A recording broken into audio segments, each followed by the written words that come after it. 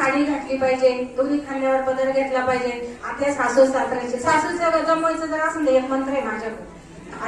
दररोज संध्याकाळी विचारायचं, आई काय भाजी करू, तुम्ही म्हणता ती बघा सासू म्हणून थांबायला दिवस मी करते फोडणी तुझ्या बसत नाही. पण नाही विचारायचं नाही, आपण काय माझ्याच मनाने करणार. नवऱ्याला विचारू नका, सासूला विचारा, घरातलं नवरे कधी सुखी होता माहिती तुम्हाला?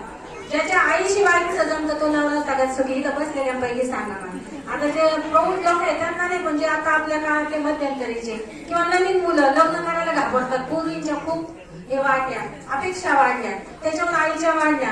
खरं जर मुलगा पाहिला तर कर्तव्यात बघा, आपल्या मुलीचा संसार तर सुखाने होणार आहे. आता घटस्फोट व्हायचे प्रमाण इतके वाढले तर त्यासाठी काय सेवा करायची? घरामध्ये बाळ होऊ नये म्हणून काय सेवा करायची? तर त्यासाठी आपल्याला आपलं वास्तू तपासून पाहिजे. आग्नेयला पाणी आहे का, नैऋत्येला सेफ्टी टँक आहे का, वास्तू तपासा, कुलाचार करा, पितृदोषांचा करा, गर्भसंस्कार करा, बाल संस्कार करा, प्रौढ संस्कार करा. आपल्या मुलांना रामरक्षा, मारुती स्तोत्र, गायत्री मंत्र, सूर्यमंत्र आलाच पाहिजे. सकाळी प्रत्येक महिलेने तुळशीला पाणी, उंबरेची पूजा केलीच पाहिजे. सूर्याला आरती दिलेच पाहिजे. एक काम घरातलं कमी करा. झालेली सेवा, माझ्या हातून काही बोलताना काही चुकला असेल तर मी तुमची माफी मागते. झालेली सेवा स्वामी चरणी अर्पण करते आणि इथंच थांबते. श्री स्वामी.